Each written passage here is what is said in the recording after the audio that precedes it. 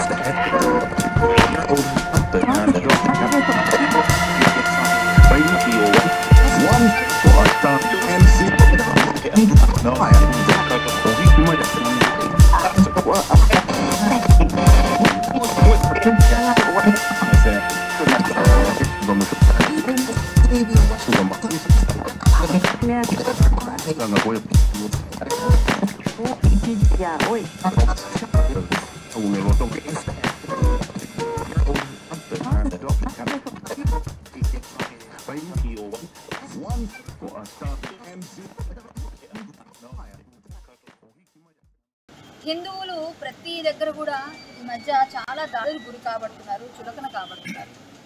తారక మంత్రం అని మనం రామనామాన్ని జపిస్తూ ఉంటాం. ఎన్నో సందర్భాల్లో రామనామ జపం గురించి, రాముడి గురించి, ఆయన యొక్క కృష్ణుడి యొక్క ఖ్యాతి గురించి, కీర్తి గురించి, ఆయన యొక్క విశిష్టత గురించి, గీతాచారంతం గురించి మనం మాట్లాడుకుంటూ ఉంటాం.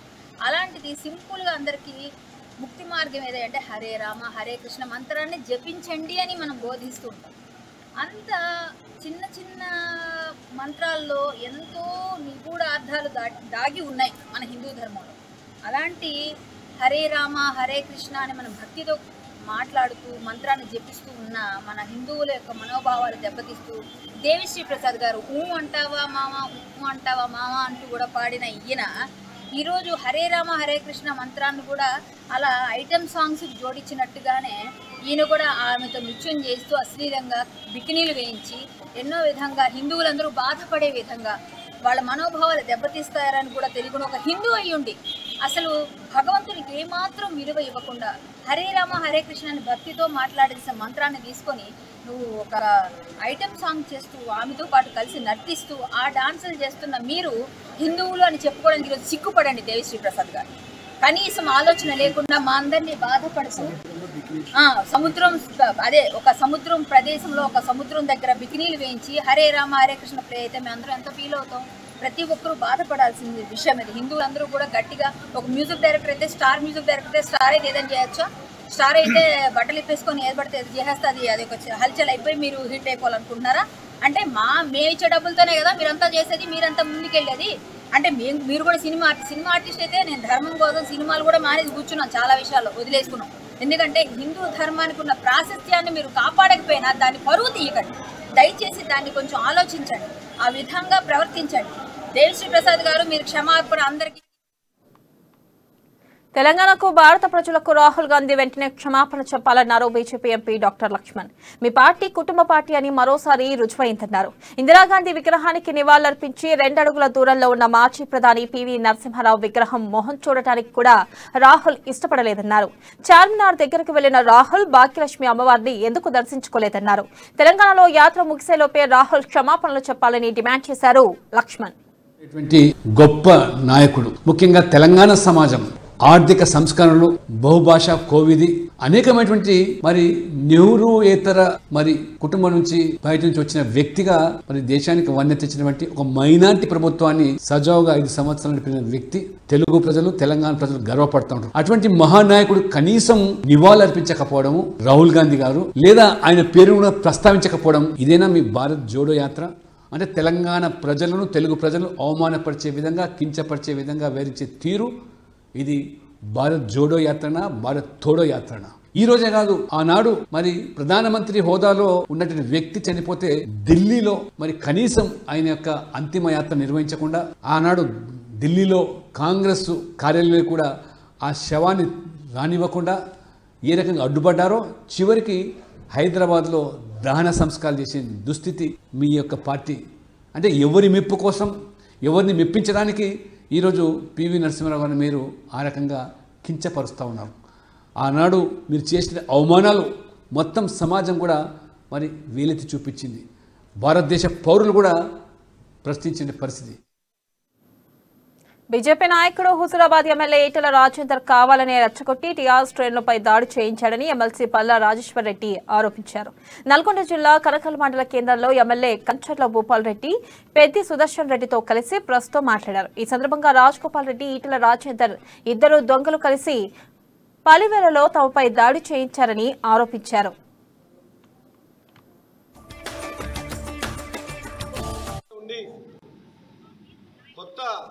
మిత్రుడు దొరికిండు. ఈయన కోట్లు సంపాదించిన తర్వాత ఇంకో కోట్లు అక్రమంగా సంపాదించిన రాజగోపాల్ రెడ్డి మిత్రత్వం దొరికిన తర్వాత ఆయనకు సేవ చేయడం కోసం డబ్బులు విచ్చలవిడిగా పంచుతూ, మద్యం విచ్చలవిడిగా పంచుతూ, కోళ్ళు విచ్చలవిడిగా పంచుతూ ఇవాళ అన్ని గ్రామాలను కూడా చెడగొడుతున్నది ఈటెల రాజేందర్, రాజగోపాల్ రెడ్డి.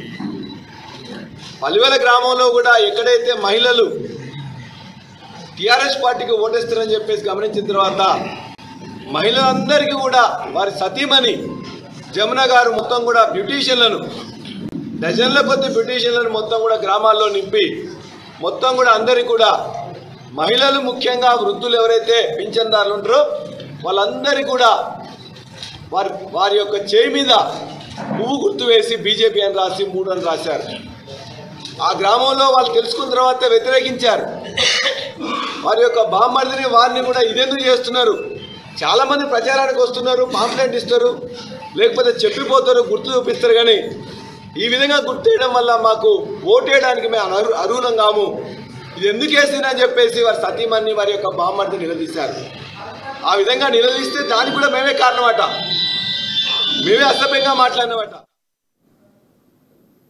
మునుగోడు ఉప ఎన్నికల్లో రాష్ట్ర పోలీసులు కేంద్ర బలగాలతో భారీ బందోబస్తు కల్పించినట్లు రాచకొండ సిపి మహేష్ భగవత్ తెలిపారు. మునుగోడులో 35 సున్నిత ప్రాంతాలను గుర్తించినట్లు చెప్పారు. హింసాత్మక ఘటనలకు అవకాశం ఉన్న కేంద్రాలను గుర్తించామని రాష్ట్ర పోలీసులు కేంద్ర బలగాలతో బందోబస్తు ఏర్పాటు చేసినట్లు పేర్కొన్నారు. ఇక సుమారు 2000 మంది పోలీసులతో బందోబస్తును కల్పించామన్నారు. ప్రతి పోలింగ్ కేంద్రాల్లో కనీసం 9 మంది సిబ్బంది ఉంటారన్నారు.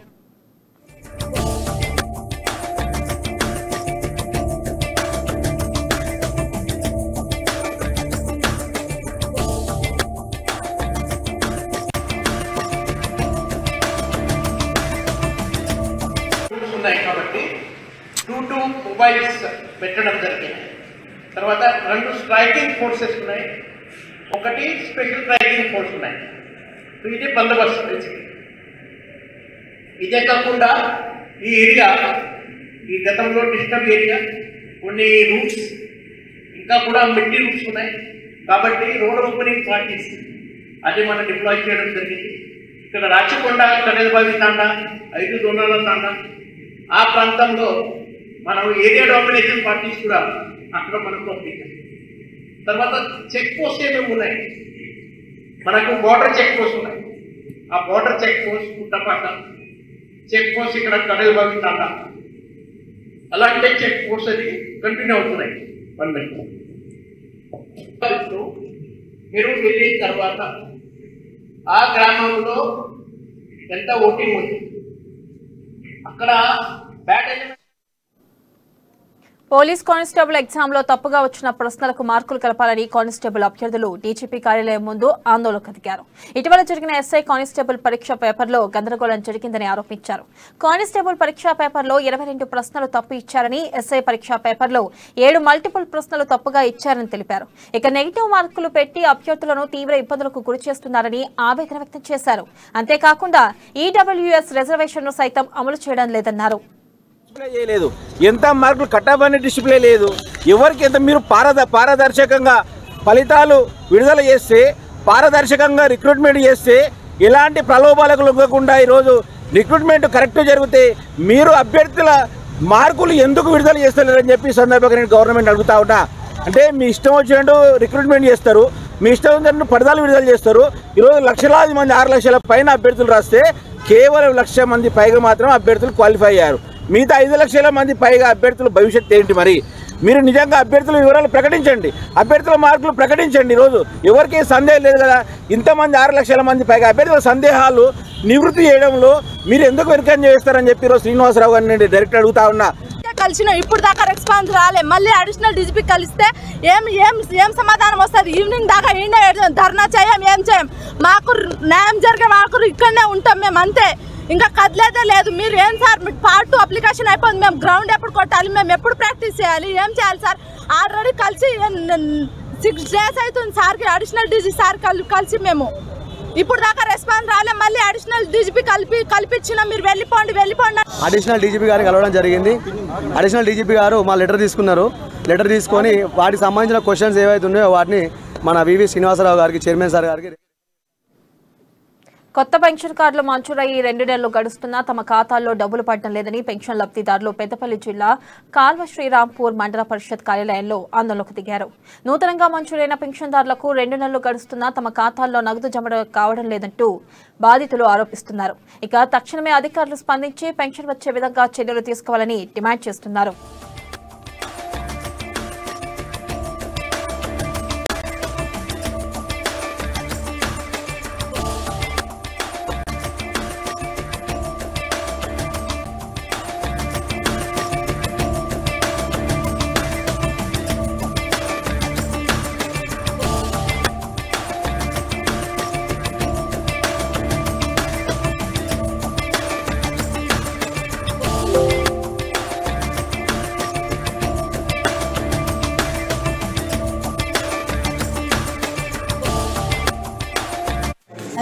రెండేళ్ళ పింఛన్ వస్తలేదు, ఏమంతలేదు. అందరికి పడ్డాయి, మాకు పడలేదు. నాకు ఒక్కదానికి, మా వాడకు అందరికి, నా దగ్గర వాళ్ళందరికీ పడ్డాయి, నాకు పడతలేవు. ఆ బ్యాంకులో పోతే పడ్డాయని పడలేదంటారు. ఇక ఎవరిని అడిగినా కానీ వాళ్ళు పడతాయి పో అంటారు.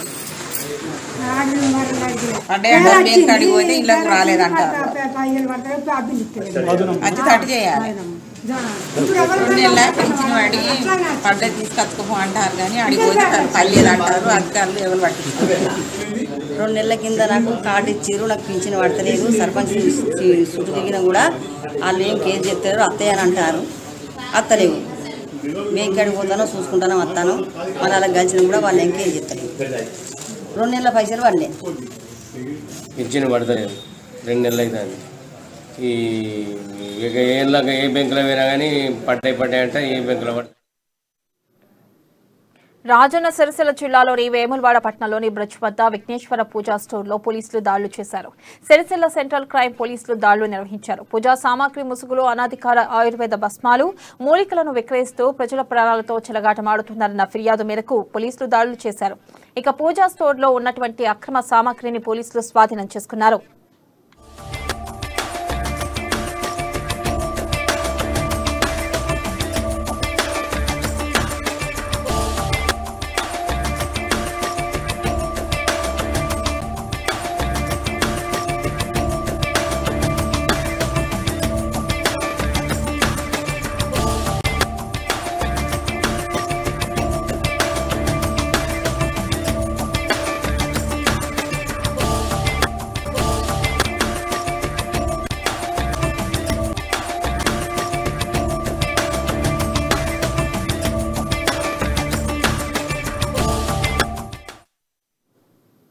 రంగారెడ్డి జిల్లా రాజేంద్రనగర్లో ప్రేమావతిపేటలో నడుచుకుంటూ వెళ్తున్న ఓ మహిళ మెడలో 3 తులాల బంగారు గొలుసును దుండగులు అపహరించుకెళ్లారు. దీంతో బాధితురాలు పోలీసులకు ఫిర్యాదు చేసింది. బస్తీ దవాఖానాలో హెల్పర్ పనిచేస్తున్న చంద్రకళ నడుచుకుంటూ వెళ్తుండగా ఈ ఘటన చోటు చేసుకుంది. బాధితురాలు ఫిర్యాదు మేరకు కేసు నమోదు చేసుకున్న పోలీసులు దర్యాప్తు చేస్తున్నారు.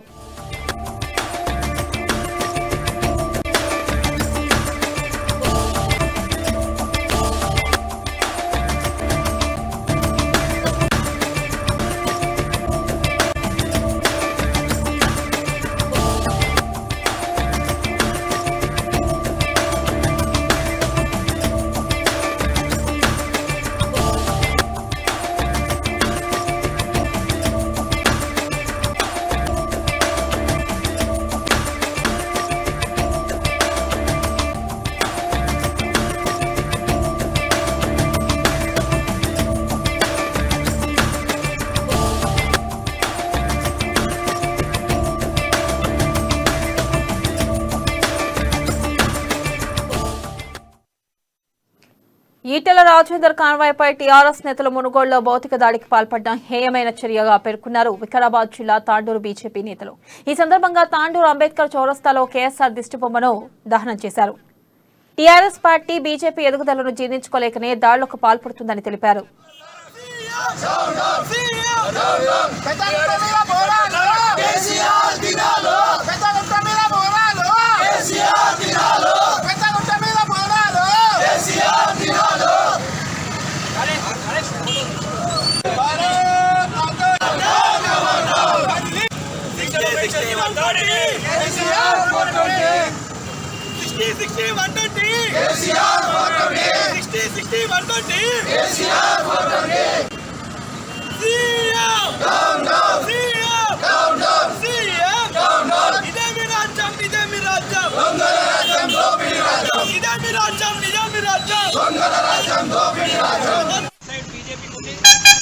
అని గ్రహించి అక్కడున్న టీఆర్ఎస్ ఎమ్మెల్యే రెడ్డి సుదర్శన్ రెడ్డి గారు కానీ పల్ల రాజేశ్వర్ గారు ఇంకా ఇద్దరు జిల్లా పరిషత్ చైర్మన్లు ఉద్దేశపూర్వకంగానే ఈటల రాజేందర్ గారిపై దాడి చేయడం జరిగింది.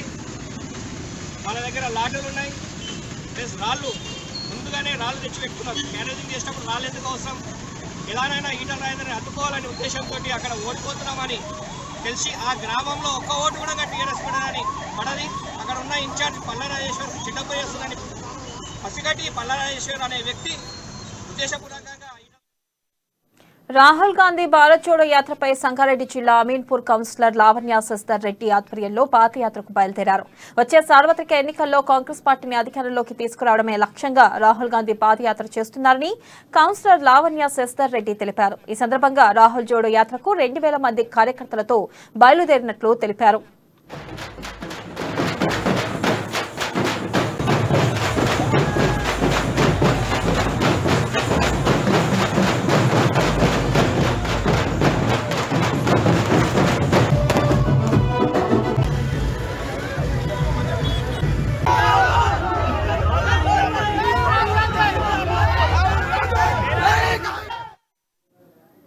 గాంజా మత్తును మహబూబాబాద్ జిల్లాలో చిత్తు చేయాలన్నారు డీఎస్పీ రఘు. పాత నేరస్తులకు మానసిక పరిపక్వత వచ్చేలా చూస్తూ కొత్త గాంజా కేసుల నమోదును రూపుమాపాలనే తలంపుతో మనలో మార్పు అనే వినూత్న అవగాహన కార్యక్రమాన్ని చేపట్టామని తెలిపారు.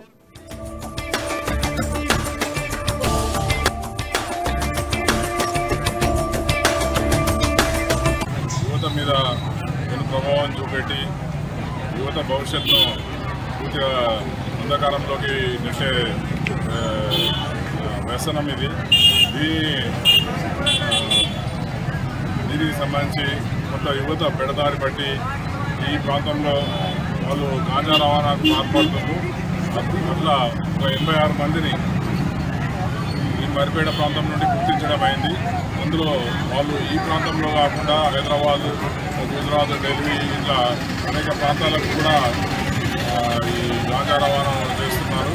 వీరిపై ఉత్పాదం మోపి వారు తప్పుదారి నుండి వాళ్ళను చెడు మార్గం నుండి మంచి మార్గంలో పెట్టడం కొరకని మహబాద్ ఎస్పీ గారు శ్రీ శరత్చంద్ర పవార్ సార్ ఇనిషియేటివ్ తోటి వారి ప్రోత్సాహంతో ఈ మనలో మార్పు గాంజా రవాణా మనకు వద్దు అనే కార్యక్రమం ఈ మరిపేట మండలంలో రాజన్న సిరిసిల్ల జిల్లాలో బీజేపీ నిరసన చేపట్టింది. బీజేపీ ఎమ్మెల్యే ఈటెల కాన్వాయ్పై మునుగోడులో టీఆర్ఎస్ నేతలు దాడి చేయడం హేయమైన చర్యగా అభివర్ణించారు. ఉద్యమ నాయకుడు ఎమ్మెల్యే ఈటెల రాజేందర్పై దాడిని నిరసిస్తూ వేములవాడలో సీఎం కేసీఆర్ దిష్టిబొమ్మను దగ్ధం చేశారు. రాష్ట్ర ప్రభుత్వానికి వ్యతిరేకంగా నినాదాలు చేశారు. గూండాలను పెంచి పోషిస్తున్న టీఆర్ఎస్ కు పతనం తప్పదని బీజేపీ నేతలు ఎద్దేవా చేశారు. తెలంగాణ రాష్ట్ర సమితి మునుగోడులో ఓటమి భయంతో మరి మునుగోడు ప్రచారంలో ఉన్నటువంటి హుజురాబాద్ శాసనసభ్యులు మరి ఈటెల రాజేందర్ గారిపై దాడిని ఖండిస్తూ ఈరోజు తెలంగాణ రాష్ట్ర ప్రభుత్వం యొక్క దిష్టిబొమ్మ దానం చేయడం జరిగింది. అదేవిధంగా మరి ఓటమి భయం పట్టుకుని మరి వాళ్ళ ఎమ్మెల్యేలు ఎక్కడ జారుకుంటారో అన్నటువంటి కేసీఆర్ గాని మరి తెలంగాణ రాష్ట్ర సమితి బీజేపీ రాష్ట్ర అధ్యక్షులు బండి సంజయ్ గారిపై తప్పుడు ప్రచారాన్ని మరి మొదలుపెట్టి ఒక లేఖను విడుదల చేయింది. దానికి కూడా నిరసనగా మరి ఈరోజు బీజేపీ పార్టీ పక్షాన నిరసన వ్యక్తం చేస్తా ఉన్నాము. మరి తెలంగాణలో తాగుబోతున్న పాలన నడుపుతున్నటువంటి మరి తెలంగాణ రాష్ట్ర సమితి కానీ ఆ నాయకులకు కానీ మరి మీరు ప్రభుత్వం నుంచి దిగిపోయే రోజులు దగ్గరలో ఉన్నాయి. రంగారెడ్డి జిల్లాలోని కార్తాల్ షాద్ నగర్ మార్గంలో అదనపు బస్సులను నడపాలని విద్యార్థులు ఆందోళన చేపట్టారు. గ్రామాల్లో సరిపడ బస్సులు లేక తీవ్ర ఇబ్బందులను ఎదుర్కొంటున్నందున ఆర్టీసీ అధికారులు కొత్తపేట, మక్తమాతారం, పడకల్ గ్రామాల మీదుగా కార్తాల్ కు అదనపు బస్సులు నడపాలని విద్యార్థులు డిమాండ్ చేశారు.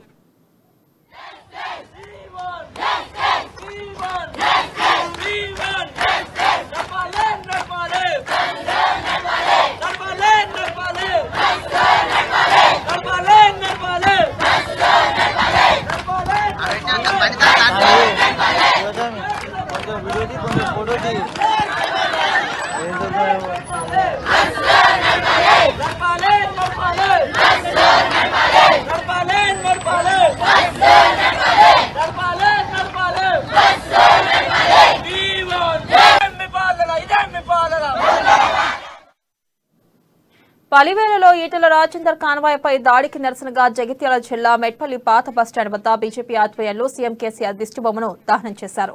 హుజురాబాద్ ఎమ్మెల్యే ఈటెల రాజేందర్పై టీఆర్ఎస్ గూండాల దాడిని తీవ్రంగా ఖండిస్తున్నామన్నారు. ప్రజాస్వామ్యాన్ని పరిహాసించే వారికి గుణపాఠం చెప్పేలా సరైన నిర్ణయం తీసుకుంటామని ఆశిస్తామన్నారు.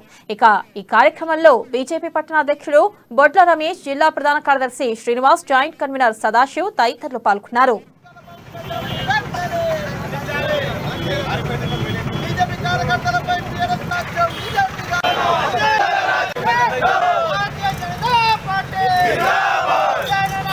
అదేవిధంగా బీజేపీ కార్యకర్తల మీద టీఆర్ఎస్ పార్టీ గుండాలు విచక్షణ రహితంగా భౌతిక దాడికి దిగి ఈరోజు అక్కడ ఉన్నటువంటి ప్రజలను భయాప్రాంతాలకు గురి చేశారు.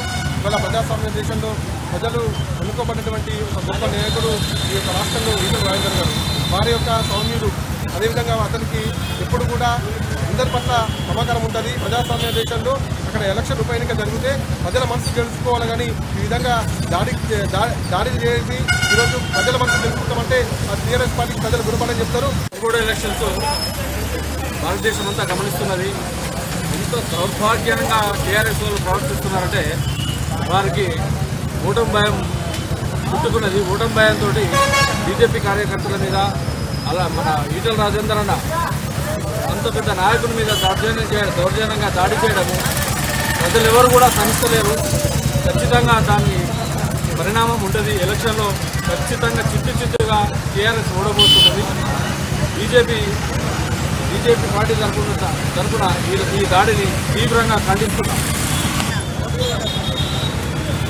నిన్న జరిగిన దాడి అది ఒక ఉన్నతమైన రాజకీయవేత్త, ఎన్నోసార్లు ఎమ్మెల్యే గెలిచిన వ్యక్తి, తెలంగాణ ఉద్యమంలో కేసీఆర్తో సమానంగా పోరాడిన వ్యక్తి, తిరిగిన వ్యక్తి, కష్టపడ్డ వ్యక్తి, ఆస్తులు అమ్ముకొని మరీ కష్టపడ్డ వ్యక్తి. ఆయన మీద ఇంత తీవ్రంగా దాడి చేయడం, ఫిజికల్ దాడి చేయడం, భౌతిక దాడి చేయడం అనేది తీవ్రంగా ఖండించాల్సిన విషయము. ఇంకొకటి ఏంటంటే దొరకడానికి, దుర్మార్గానికి, అహంకారానికి కేసీఆర్ వాళ్ళు పరాకాష్ట చేరుకున్నారు. వాళ్ళు ప్రజల యొక్క వ్యతిరేకతను దృష్టిలో పెట్టుకుని వారిని ధైర్యం ఉంటే ముందుకు వచ్చి మాట్లాడు. కానీ ఈ రకంగా భౌతిక దాడులు చేసే పరిస్థితి ఈ కరెక్ట్ కాదు. ఈ గుండాయి కానీ ఈ రాష్ట్ర ప్రజలు ఎక్కడో చూడలేరు. మీ యొక్క కాలం చెల్లిపోయింది. ఈ రకంగా టీఆర్ఎస్ గుండాలకు ఖబర్దార్. ఇంకోసారి జరిగితే మాత్రం మీ యొక్క టీఆర్ఎస్ నాయకులు, మీ ఎమ్మెల్యేలు కానీ, మీ మంత్రులు కానీ. ఇవి బులెటిన్ అప్డేట్స్. మరిన్ని అప్డేట్స్ తో మళ్ళీ కలుసుకుందాం. కీప్ వాచింగ్ అమా న్యూస్. నిజం కోసం, జనం కోసం.